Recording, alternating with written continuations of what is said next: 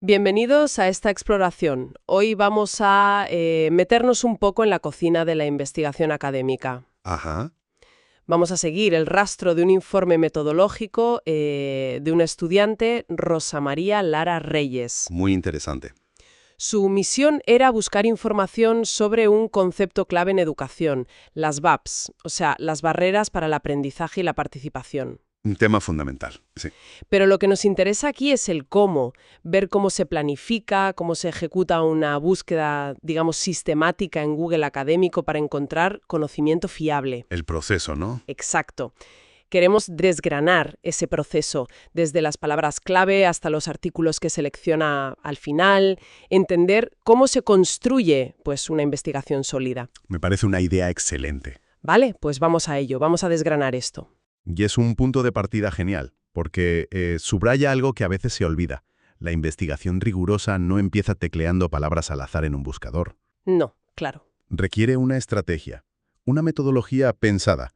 Sin ese mapa previo, es muy fácil acabar perdido en un mar de información. O encontrar cosas que no sirven. Exacto. O peor, llegar a conclusiones basadas en fuentes que, bueno, no son las más adecuadas. El método es lo que da estructura y, sobre todo, fiabilidad a lo que encuentras. Entendido. Pues vayamos al primer paso que detalla Rosa María en su informe, definir el tema y seleccionar las palabras clave. El punto de partida. El núcleo son las BAPS, barreras para el aprendizaje y la participación. Recordemos rápido qué son, pues todos esos obstáculos, ¿no? Sí, Pueden ser del entorno, de actitudes, de políticas educativas, cualquier cosa que impida o dificulte que alguien aprenda y participe plenamente en la educación. un concepto esencial para pensar en la inclusión educativa, desde luego. Y ver cómo se buscan fuentes sobre esto es muy revelador. Sí, sí. Y aquí viene una parte que me parece muy inteligente en el enfoque de Rosa María, la tabla de palabras clave. A ver, Utiliza como una doble estrategia. Por un lado, se apoya en tesauros formales, como ERIC e IRESI, bien. y de ahí saca términos controlados, estandarizados, como entorno educativo o su equivalente en inglés, Educational Environment, o educación a distancia, Distance Education. Claro. Supongo que esto es para hablar el idioma oficial de la investigación en esa área, ¿no? Precisamente. Los tesauros son como diccionarios especializados para un campo. Usar sus términos te asegura que conectas con la literatura que ha sido indexada formalmente bajo esos conceptos. Aunque el autor use otras palabras. Exacto. Aunque los autores usen sinónimos o expresiones distintas en sus textos, es una forma de asegurar una cobertura, digamos, sistemática, de lo que ya se sabe sobre, por ejemplo, el entorno educativo. Te ayuda a no perderte la base. Tiene toda la lógica, ¿sí? Para no dejar fuera nada fundamental.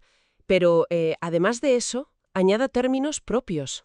¿Ah, sí? ¿Cómo cuáles? Pues, por ejemplo, nivel de satisfacción. Y la tabla también incluye sinónimos como contexto educativo para entorno educativo.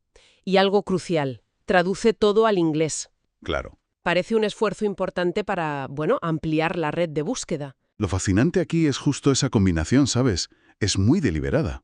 Los tesauros te dan el rigor, la conexión con la indexación formal. Ajá. Los sinónimos capturan la riqueza y la variabilidad del lenguaje real que usan los investigadores en sus artículos. Que no siempre es el término exacto del tesauro. Claro. Y la traducción al inglés. Bueno, es que hoy en día es innegociable.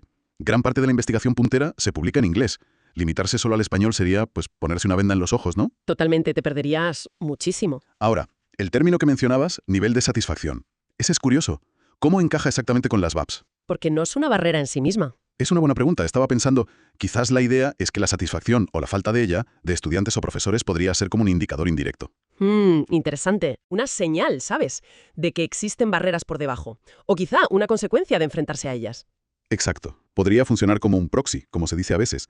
Un factor asociado. Un bajo nivel de satisfacción podría estar relacionado con barreras, pues, del clima escolar, de la metodología, falta de recursos. Podría ser. Es una hipótesis de búsqueda interesante, de hecho. Explorar si la satisfacción nos dice algo sobre las BAPS, en un contexto determinado.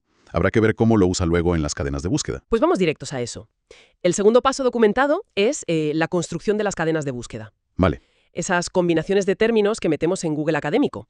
El informe nos da ejemplos concretos. A ver qué combinaciones hizo. Mira, uno en español es, comillas, entorno educativo, cierro comillas, and, comillas, nivel de satisfacción, cierro comillas, and alumnos, and, comillas, educación efectiva, cierro comillas. Vale, veo las comillas y el operador AND. Las comillas, entiendo, buscan la frase exacta, ¿no? Entorno educativo junto. Eso es, busca esas palabras exactas en ese orden, esencial para términos compuestos. Pero, ¿qué implica usar and aquí, para la búsqueda sobre VAPs, digo? El AND es un operador lógico restrictivo. Exige que todos los términos que conecta tienen que aparecer en los documentos que encuentra. Ah, vale, ¿todos a la vez? Todos a la vez. En ese ejemplo, busca estudios que hablen simultáneamente de entorno educativo, nivel de satisfacción, alumnos y educación efectiva. Es como decirle al buscador, quiero investigaciones que conecten específicamente estos 4 conceptos. El efecto reduce el número de resultados, claro, pero aumenta muchísimo la especificidad. La idea que hay detrás, la hipótesis implícita, es que justo en la intersección de esos términos encontrará información relevante sobre cómo el entorno y la satisfacción se relacionan con que la educación sea efectiva. Y eso puede iluminar ciertas barreras, ¿no? Funcionales o quizá psicosociales. Vale, o sea, afina mucho el tiro.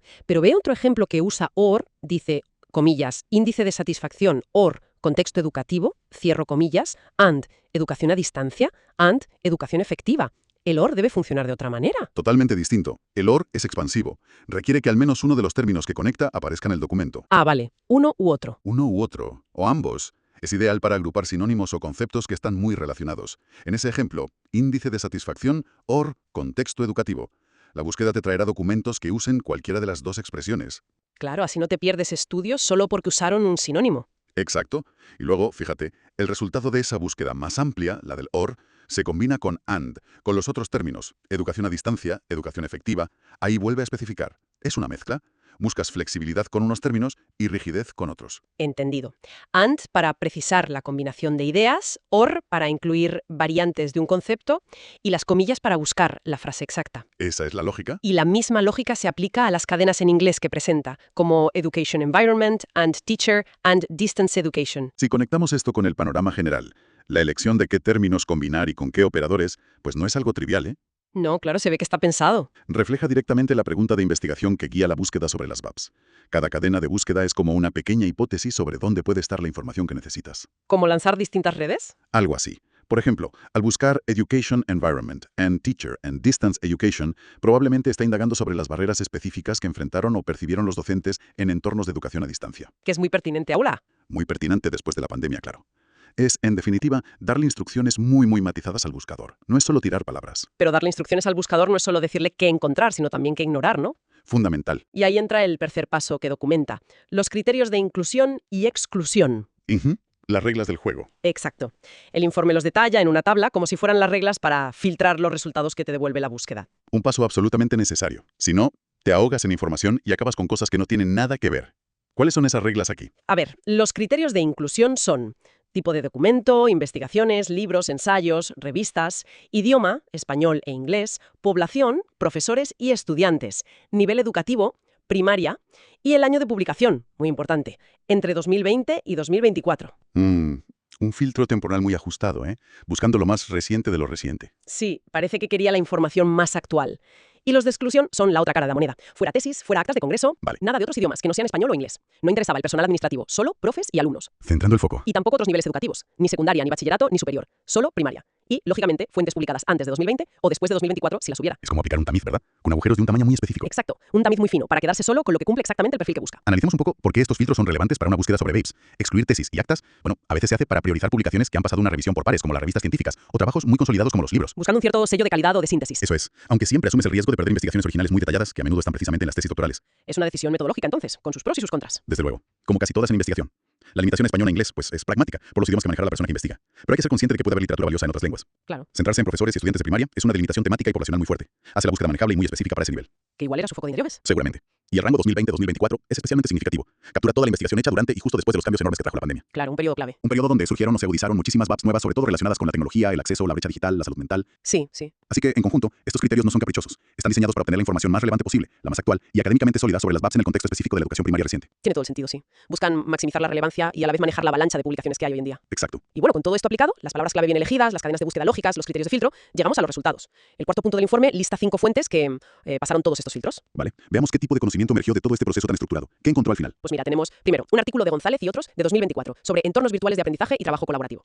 Tema actual. Segundo, otro de Barreno y colegas de 2023 que trata sobre educación híbrida, metodología métodos y herramientas online. También muy pertinente. Tercero, uno de Salvatierra, de 2021, analizando la educación virtual durante la pandemia, viendo sus desafíos y oportunidades. Ajá. Cuarto, un estudio de un autor turco, Büyük Bayraktar, de 2022, sobre cambios en los entornos docentes después de la educación a distancia, basado en opiniones de estudiantes y profesores. Opiniones, interesante. Y el quinto, un trabajo de Katam, de 2023, que viene de Kenia, sobre dinámicas docentes para crear un entorno escolar amigable. Kenia, mira qué interesante. Sí, variado, geográficamente también. Aunque, ahora que lo mencionas, este último, el de Katam, la referencia parece indicar que es una tesis doctoral. Ah, buena observación. ¿No habíamos dicho que las tesis estaban en los criterios de exclusión? Sí, lo estaban. Es perfectamente posible que, bueno, al aplicar los filtros manualmente, a veces algo se cuela. O quizás se toma una decisión consciente de incluirla por su altísima relevancia temática, a pesar del criterio inicial. Podría ser. Es una de esas realidades de la investigación, ¿sabes? Los procesos son guías, pero a veces la flexibilidad razonada es necesaria, o simplemente ocurren estas cosas. Entiendo. Pero más allá de esa nota, fíjate en los temas que han salido. Entornos virtuales, híbridos, la pandemia, opiniones sobre la docencia a distancia, cómo crear un entorno escolar amigable. Curiosamente, ninguno lleva BOPS en el título. Es verdad, no aparece la palabra barreras explícitamente en ninguno. A primera vista podría parecer que la búsqueda se desvió un poco del objetivo inicial, ¿o no? Yo diría que no se desvió, sino que encontró manifestaciones muy concretas del problema. Aquí es donde se ve el poder de haber seguido una metodología así. A ver, explícate. Aunque no se le etiqueta BAPS, todos estos estudios abordan directamente los contextos y las dinámicas donde esas barreras emergen, o donde se intenta luchar contra ellas. Ah, claro. El trabajo de González sobre entornos virtuales y colaboración, por ejemplo, puede revelar BAPS relacionadas con la competencia digital de los alumnos, o con las habilidades sociales online, que son distintas. ¿Cierto? Barreno con la educación híbrida, pues seguramente toca barreras de coordinación entre lo presencial y lo online, de acceso desigual a la tecnología en casa. Que las hubo, y muchas. Muchísimas. Salvatierra y Büyük Bayraktar, al analizar la experiencia de la pandemia y la educación a distancia, bueno, están metidos de lleno en un campo minado de BAPS que todos vivimos. La brecha digital, el aislamiento, la sobrecarga de los docentes, la dificultad de evaluar. Entiendo. No está la etiqueta, pero está el contenido del problema real. Exacto. Y el estudio de Kenia sobre crear un entorno escolar amigable. Ese me llamó la atención. Es particularmente interesante. Crear un entorno amigable es, por definición, un esfuerzo por identificar y eliminar barreras. Pueden ser barreras físicas en la escuela, pero también sociales, emocionales, curriculares. Claro. Aunque el contexto sea Kenia, los principios para reducir BAPS en el clima escolar pueden ser muy relevantes en otros sitios. Así que, en resumen, en lugar de desviarse, yo creo que la búsqueda sistemática ha encontrado estudios muy recientes que iluminan distintas facetas de dónde y cómo se manifiestan las BAPS en la educación primaria actual, especialmente en relación con la tecnología y los cambios globales recientes. Visto así, los resultados son muy pertinentes, sí. La metodología permitió ir más allá de la palabra clave literal, BAPS, y encontrar estudios que están conceptualmente muy conectados. Esa es la clave. Hay un último elemento en el informe, muy breve. Es una pequeña sección de evaluación. Ah, la propia estudiante evaluaba su proceso. Bueno, parece más bien una rúbrica de cómo se evaluaría su trabajo. Asigna un puntaje a cada paso del proceso. Tabla de palabras clave 2.5%, cadenas de búsqueda 2.5%, criterios 2.5%, resultados encontrados 2.5%. Un total del 10% de la nota, parece. Ajá, vale. Pues eso refuerza una idea fundamental, no solo en la academia, sino en cualquier búsqueda seria de información. El cómo llegas a los resultados es tan importante como los resultados mismos. El proceso en sí. El proceso, exacto. Demostrar que has seguido un camino sistemático, transparente, que puedes justificar cada paso. Eso es lo que da credibilidad a tus hallazgos. No es solo encontrar cosas, sino poder explicar por qué esas cosas son relevantes y cómo las encontraste de manera fiable, evitando sesgos casi anti-IP. Así que esta estructura, este método, no es solo un ejercicio para aprobar una asignatura, es una herramienta práctica real. Sin duda alguna. Es una habilidad transferible a cualquier ámbito donde necesites encontrar información de calidad de forma eficiente. Aporta rigor, aporta método, algo crucial en un mundo saturado de información como el nuestro, donde es facilísimo perderse o caer en sesgos sin darte cuenta. Y supongo que la transparencia del método permite que otros entiendan que hiciste. Exacto. Que otros puedan entender, evaluar tu búsqueda e incluso replicarla si quisieran. Eso es ciencia al final. Entonces, resumiendo un poco todo este recorrido, hemos seguido el viaje metodológico de Rosa María Lara Reyes para investigar sobre BAPS en primaria. Ajá. Vimos cómo partió de una necesidad clara, definió sus herramientas, palabras clave de tesauros, propias, sinónimos, inglés, construyó sus rutas de búsqueda con los operadores lógicos. Las cadenas de búsqueda. Eso es. Estableció sus filtros con los criterios de inclusión y exclusión. Y llegó a un destino. Un conjunto de 5 estudios que considero relevantes. Y el valor principal de esta conversación, creo, reside en comprender esa ruta. La metodología es como la brújula que te permite navegar la complejidad informativa de forma controlada, eficaz. Sí. Para cualquier interesado en aprender y entender a fondo un tema, comprender el proceso de cómo se genera el conocimiento fiable es casi tan importante como el conocimiento mismo. Te permite evaluar críticamente la información que consumes cada día. Y aplicarlo para tus propias búsquedas, claro. Por supuesto, es como entender la arquitectura que hay detrás del edificio informativo que ves. No solo ves la fachada. Es una especie de metaaprendizaje, ¿no? Aprender sobre cómo aprendemos o cómo investigamos. Podríamos verlo así, sí. Una habilidad fundamental. Y, ¿sabes? Todo este análisis del proceso y de los resultados que ha arrojado me deja pensando en una cuestión un poco más amplia. Sí. ¿Cuál sería? Pues que los resultados están muy enfocados en entornos virtuales, híbridos, el impacto de la pandemia. ¿Es verdad? Esto sugiere que quizá el propio concepto de barrera para el aprendizaje y la participación podría estar evolucionando muy rápido en la educación primaria actual. Interesante. La búsqueda se inició con el término BAP, un término, digamos, clásico.